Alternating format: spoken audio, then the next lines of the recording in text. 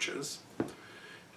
It survived in a manuscript transmitted by Stobaeus, a great classical scholar.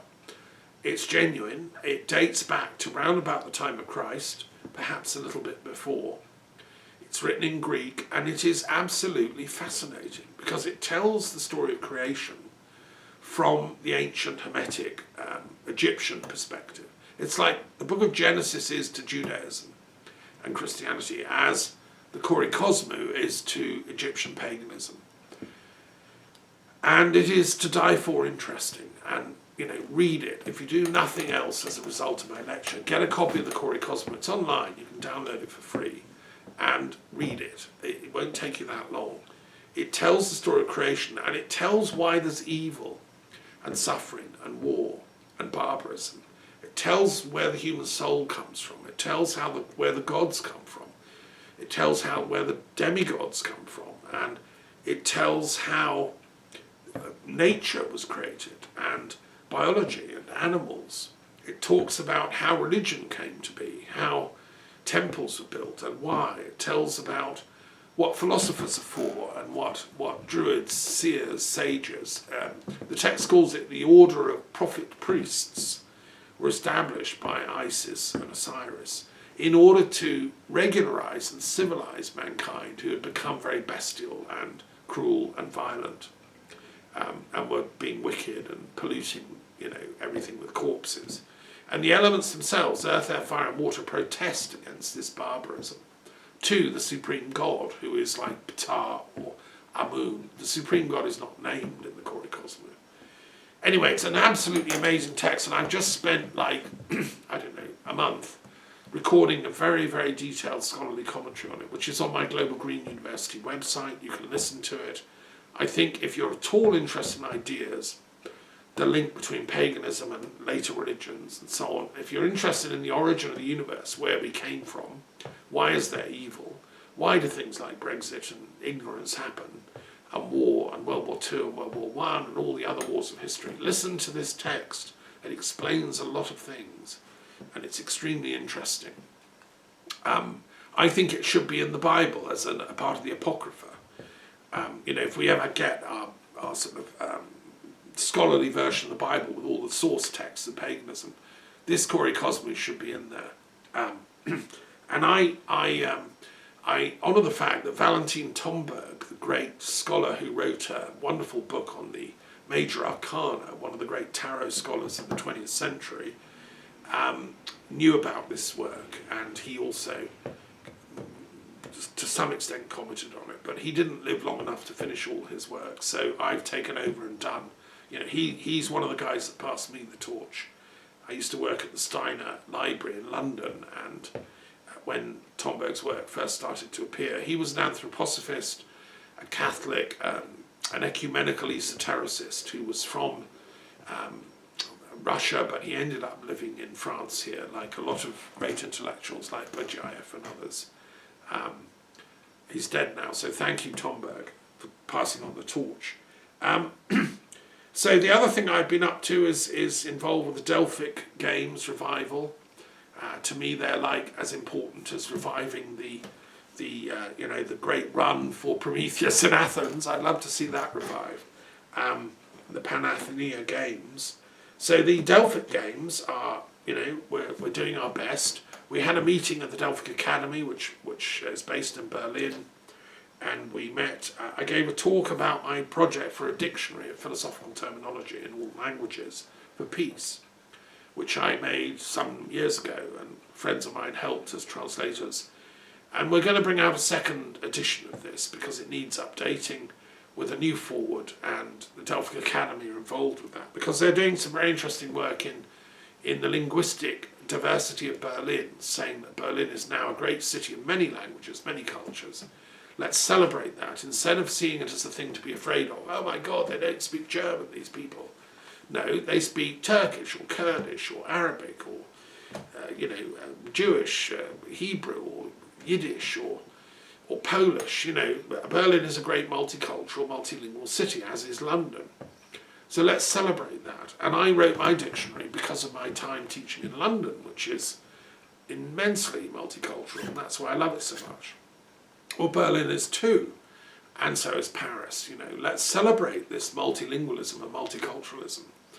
And that's why I did my Dictionary of Peace. And so, I mean, what's unusual about that is it's got a lot of deep philosophical stuff in there, and it's got words for God, goddess, enlightenment, wisdom, nirvana. You know, it's got a lot of very deep philosophical stuff in all different languages. So I even put in ancient Phoenician, Sumerian, ancient Akkadian, and ancient Egyptian. So, you know, what is the word in ancient Egyptian for a philosopher? Did they have one? I mean, Pythagoras, who coined the word philosophy, spent time studying in Egypt. I mean, he learned their schools. He learned about number from the Egyptians. What was their word for wisdom? Well, okay, so I've gone into that. And Rakit was a wise man, a wise person. And this root, Ra, is very important in Egyptian. Ra was the word for number in ancient Egyptian. But there are other words for wisdom. And so, you know, I've gone into all this in the dictionary, and in the second edition I'll go into a bit more. I've also gone into this in my commentary on the Kore Kosmou, because the ancient Egyptian words for philosophy and wisdom are important. And I've explained them all here. Well, not all, you know, no one can encompass the all. I just do my little bit, you know, I carry the little torch I have. The other thing I've been doing is reading Plutarch. I love Plutarch. He's such a sage, you know, he's underestimated by scholars. Everyone should read Plutarch, and he was the master of the Delphic Games back in the day. At the time he lived when Trajan was the emperor, when Hadrian was. He was a great man. He was not boastful or arrogant. He was just a scholar and a writer, and he transmitted a lot of knowledge about Isis and Osiris, for instance, and about many of the things about Greek and Roman intellectual life. And in his parallel lives, you know, they're an incredible source of information about the ancient world. I've been reading the life of Mark Antony, for instance, just, you know, one of them. A fascinating detail about Mark Antony, you know, that one doesn't pick up in any other source than Plutarch. I mean, he was quite an interesting man, and although he had a silly side, you know, he was also a man of some intelligence and some integrity, which is why I think Cleopatra fell for him. So Plutarch is very, very interesting, and I've been reading also a great critical study of his work by a scholar called R.H. Barrow, I think, who lived in the early 20th century and did a detailed analysis of Plutarch's work. What I want to know more about is Plutarch's work with the Delphic Games, and we know he was like the Grand Master of the Games for a while and organised them. So let's, you know, I'd like more studies on that, please. And what are the names of all the others? Who else was involved? Because the Delphic Games were going for a very long time.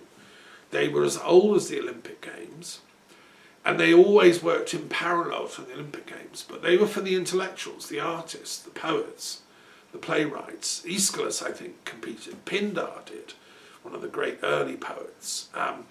You know, the Delphic Games have been lost and forgotten, and I'm part of a group, we're trying to revive them. I'm part of the kind of educational wing that want to bring them back to the, you know, for the satisfaction and nourishment of all the artists on the planet. I want all the artists, the poets, the theatre people, the ballet, the dancers, the musicians to be as excited about the Delphic Games as all the sports people are about the Olympic Games. It's lovely the sports people have their Olympic Games. They get very excited about competing, and, you know, they're great, the Olympic Games. But I want our intellectual artists, poets, theatre people to be as excited about the Delphic Games and to really take it as a kudos thing to compete and to find out, you know, how can I enter? Where are we going? You know. So the 30th anniversary of this it's been revived 30 years ago, but sort of in fits and starts. It's not fully established yet at the level of the Olympic Games, which is what we're trying to do now.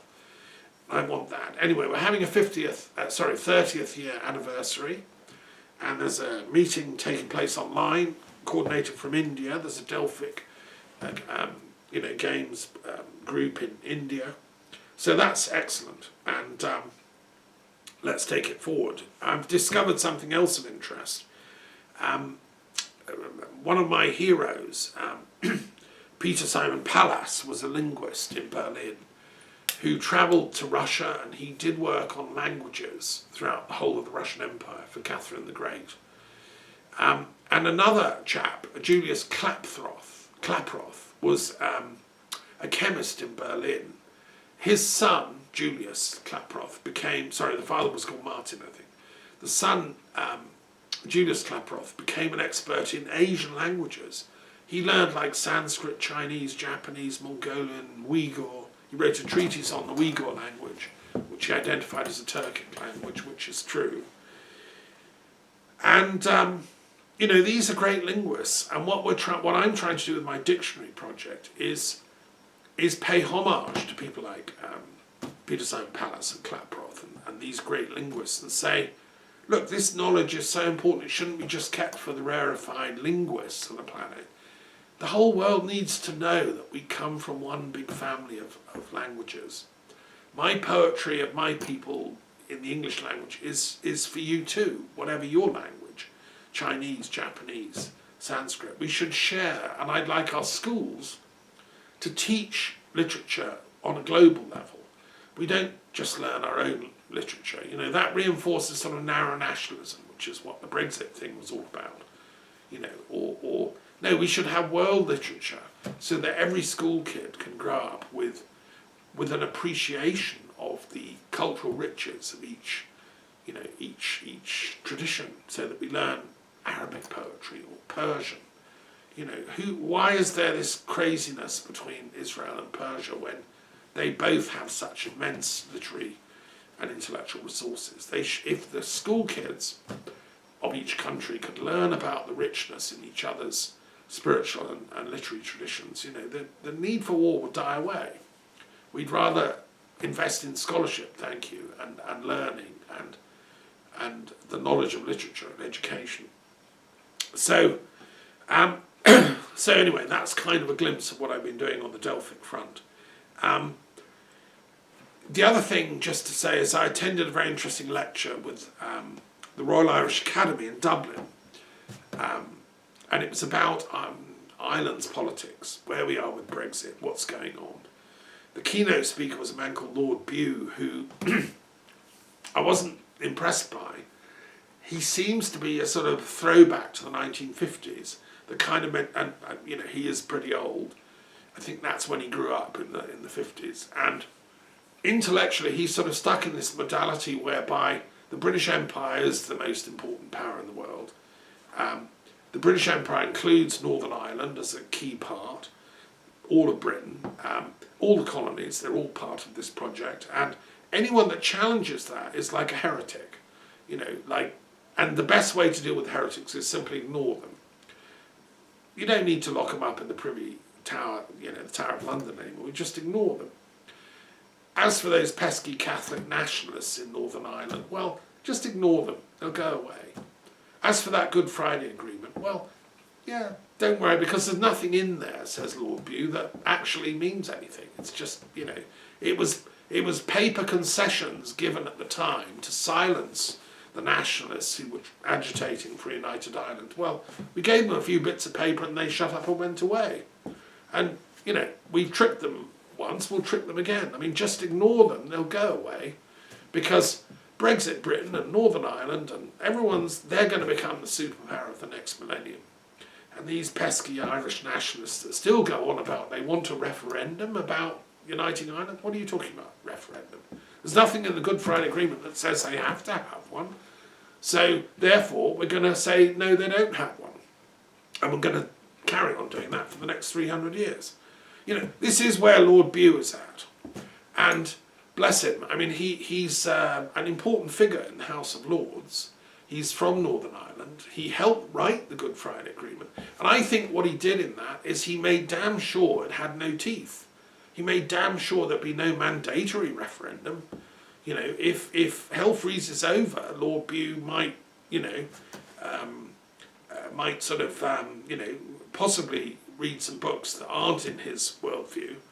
But no, I wasn't impressed. Anyway, fortunately, he had a respondent who was a professor of, sort of peace and political science from the other side, from the Irish, Southern Irish Republican tradition, who I think made mincemeat of his arguments, to be honest. But the trouble is, Lord Bew is the kind of people that run the Privy Council and run the British state and have the ear of the Queen and have the ear of the military, and they are carrying on as if nothing's changed. You know, for them, the Good Friday Agreement was a very good trick because it silenced the groundswell wanting a united Ireland, and it made them just go to sleep, you know. And Brexit, well, that was obviously we have to come out of the European Union because it was threatening, British sovereignty and militarism and the project of the empire, etc., etc. Therefore, of course, we had to come out of the European Union. And everyone's money is offshore in Cayman Islands. We know that. So, of course, we had to leave. For God's sake, you can't... even the Queen's money was being threatened by the European Union. Think of that. So this is the mentality behind Lord Bew and his Brexit Britain project, which is... okay, so let me say it's diametrically opposed to where I'm coming from. And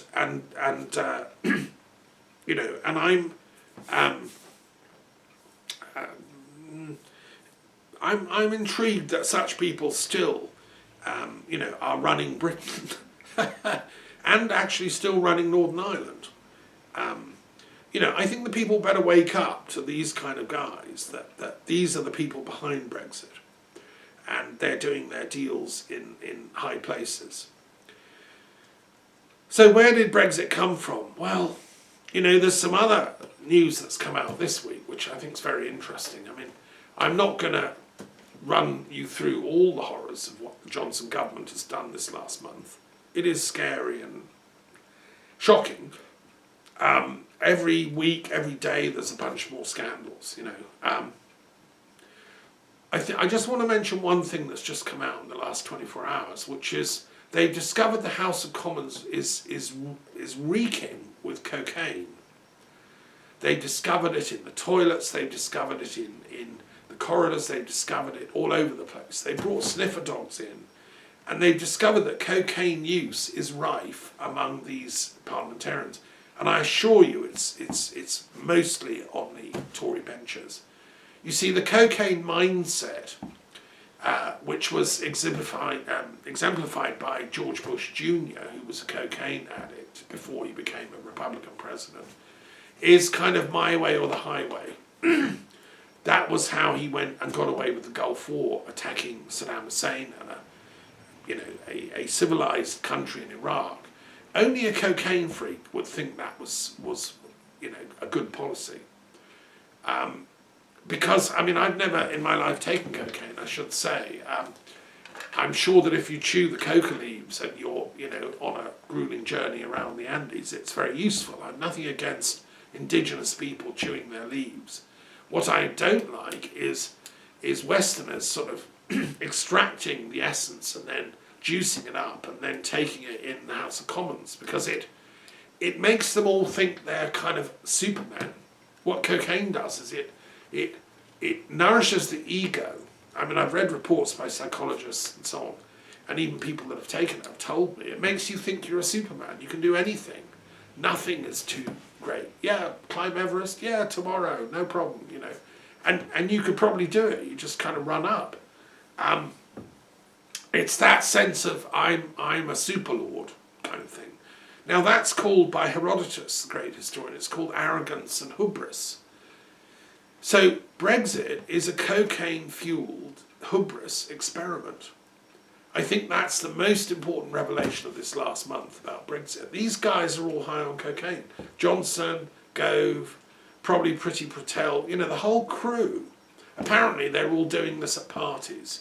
They're all just getting high all the time, because only a cocaine freak would think Brexit is a good idea. It's so obviously not.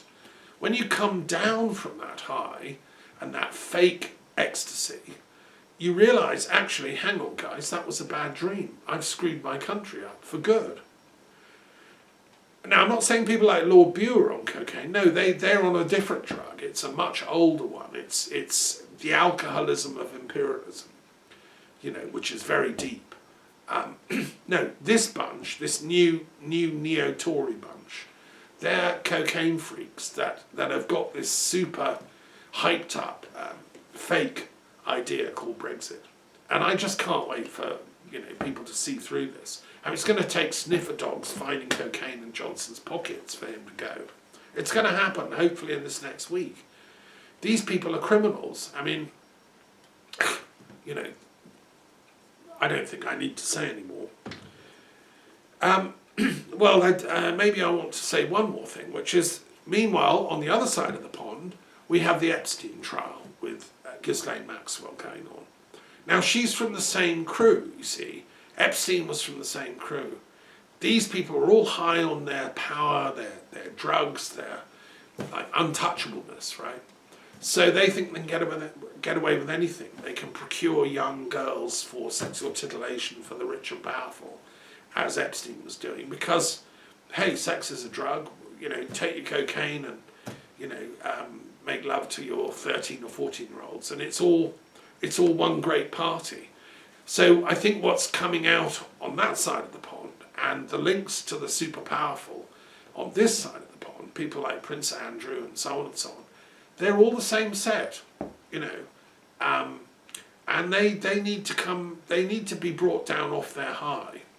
I don't think Biden is impressed by this bunch, and I think there are good politicians in both Britain and certainly in Europe and in America who are appalled at what's been going on.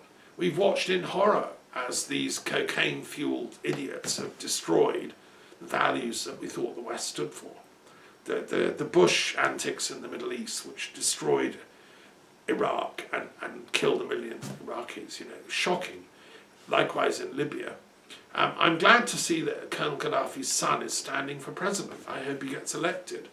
I believe he has a PhD from the LSE, and you know, I think poor old Gaddafi was wrongly killed off by NATO on false trumped stuff. I mean, Gaddafi was trying his best for Africa and for Libya, and of course was the victim of a demonization campaign, which is what, you know, the cocaine elite jet set do if anybody dares stand up against them, which Gaddafi certainly had done. But, you know, I suspend judgment. I mean, let's see what the people of Libya want to do, and let's not interfere. I mean, another guy standing against the you know, Gaddafi Jr. is an ex-CIA asset, for God's sake. I mean, what on earth is the CIA interfering in Libya for? Get out. You know, somebody needs to take the CIA in hand and train them a bit.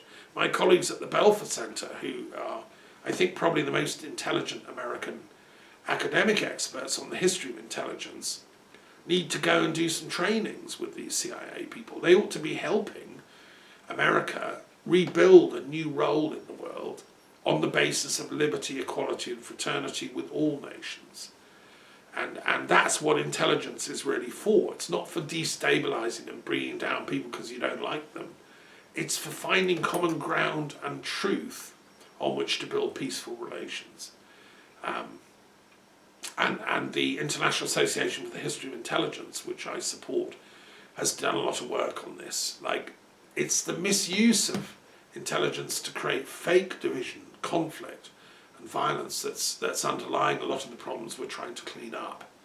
And I'm speaking as part of the peace team on the planet, you know, the peace intelligence team, who only use non-violence and truth and scholarship and education. You know, that's the academic squad who are constantly trying to clean up from these rogue people that are causing mayhem and chaos.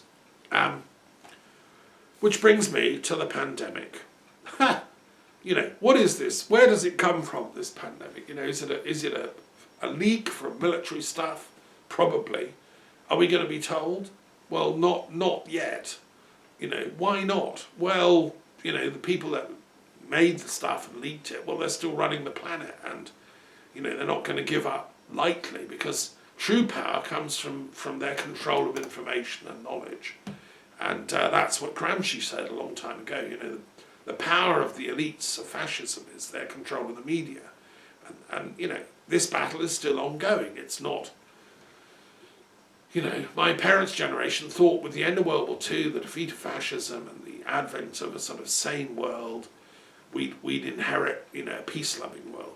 Unfortunately, as Camus said, the fascist bacillus lives on in the drawers, and it comes out from time to time. And so, no, we're not getting truth about the pandemic, and we're getting lots of chaos, and it's a divisive tool. As setting up the commission for the etiology of the pandemic, I'd love anyone with genuine information scientifically about the etiology who can prove, one way or the other, was this a man-made mistake? Was this an accident of nature? Please send in written evidence to the Etiology Commission. Even Biden couldn't get the American intelligence team, with all their millions of pounds of resources and agents, they couldn't come up with an answer to that. What can I do on a budget of nothing in comparison? Well, all I have is the power of truth, the power of reason. I have the torch of Prometheus, and anyone that respects truth and realises its importance, please, if you have information about the actual etiology of the pandemic, then get in touch. My job as chair is to suspend judgment. I don't know, just like Biden, whether this is a leak or an accident of nature. But, like Biden, I want to know. And I think like 99.99% of the people on the planet who are suffering from this latest fear, the Omicron variety. I don't know the Omicron variety, I thought it wasn't that important, that strong. We're told by the people in South Africa that discovered it, it's not as bad as the other varieties, and yet that's being used as an excuse to revamp all the measures, etc. I don't understand the logic of that. But then we're not really dealing with a logic problem, we're dealing with panic on panic on panic, and that's why we need some logic, we need some reason, and that's why we need to find out the cause of this thing. I mean, here we are, come on, 2 years in, and we still don't know the cause. So if you have any information at all, if you know anyone that works in science, if you know anyone that works in forensic virology, if you know anyone that works in China and has worked in the Wuhan labs, if you know anyone that works in the Chinese Communist Party and has access to information, if you know anyone that works in anything of relevance and has some information they are willing to share, please get in touch with me. This is a project, this Commission for the Etiology of COVID-19, of benefit to mankind as a whole. It's a Promethean project in that, yes, we want truth, and I think humanity deserves it. Okay, the other thing that's come up in the last month is the anniversary. Well, a documentary was released called The Unspeakable about the 9/11 tragedy, and it featured relatives who died, relatives of the people that died in 9/11. I watched this, and it was very, very moving. If you haven't watched it, I think 250,000 people so far have seen this documentary. It's available, The Unspeakable. It is very, very important because it's understated, it's well made, and there's lots of interviews with the relatives who died, the relatives of the people who died. And one of the most interesting from my point of view is a family from Sussex, where I grew up and went to school, a little family from near Horsham. One of the guys that died there in 9/11 was from Sussex. And it's really interesting. They show the information. This family, especially a couple of them, the brother especially, has been working away for 20 years trying to get justice for the victims of 9/11, because eventually they got parts of the body of the brother back and were able to reconstruct sort of forensically what might have happened. But the the evidence from the forensics of his body parts was not what the official report had said. There was an inquest in London about this years ago, which said the buildings had collapsed because of the planes and then fallen. Well, the evidence shows this wasn't the case. This man had been attacked from behind by an explosion, which had, massacrated him. And that wasn't just from a falling building, it was even before the building had collapsed. So it's like proof that there was a huge explosion in the tower before it collapsed. And so the brother, who is a great man, I think, who features in this documentary, has been trying to get a new inquest opened in London under British law to quash that original verdict and get a new verdict. These are brave people. The documentary is well worth seeing. And I take my hat off because, 9/11 is a mystery. It's 20 years ago, and to me it's part of this whole sequence of events that I've been living through. I mean, I never thought, when I started studying history, inspired by Herodotus, and naively studied history in order to get at peace, thinking peace and history go together because historians try to find out the truth, and the truth gets peace, and then we can all live happily ever after. It never occurred to me I'd be like a historian that's constantly coming up against untruth and unpeace. I suppose logically it follows that the people that are causing unpeace, i.e. wars and violence, don't want you to find the truth out. They have a vested interest in concealing truth from you. Well, that's annoying. I thought, that's not cricket. I was taught to play cricket at Brighton College, where Sir John Chilcot went to school. And him and I share a passionate common interest in truth. Sir John Chilcot, unfortunately, has died recently. It's a very great shame I never got to meet him. I have corresponded with him. He was a civil servant that worked in Ireland. He knew Lord Bew, actually, and it was Lord Bew's lecture that had notified me that Chilcot was dead. Very sad, because he chaired the Iraq inquiry. But you see, I think the Iraq inquiry, which was set up by Gordon Brown, who was a good Prime Minister on the whole, Gordon Brown made a fatal mistake by restricting the inquiry. He wouldn't allow a link between the 9/11 events and the war on Iraq, which is bonkers, because all the rhetoric, all the kind of political rhetoric of bellicosity that led to the Iraq invasion under Blair, 2003, was all premised on the 9/11 stories. Those Muslims attacked us, they did 9/11, so we're going to get them back, and we'll go for Iraq. The whole of that sequence should have been studied by Chilcot, and he should have called in witnesses on the record, where did you see the connection between the invasion of Iraq and 9/11? Who told you that were connected? He should have asked serious questions of the British intelligence squad and the policy squad and the Prime Minister of the day, Blair. But he didn't, and Gordon Brown was led down the garden path by people that wanted to keep those questions from ever being asked. How did Gordon Brown let them do that to him? I thought he was an intelligent man. I think he was more intelligent than Blair, as in moral intelligence. So how was it that when Gordon Brown set up the Chilcot inquiry, he was talked into doing it under the Privy Council rules, which meant you can never find anything out about it because it's all hush-hush. The Privy Council committees are never answerable under Freedom of Information requests. I know because I asked stuff. And they just write back and say, sorry, Privy Council, can't tell you. Well, I think that's wrong. I think that should be changed. And if ever we get a reforming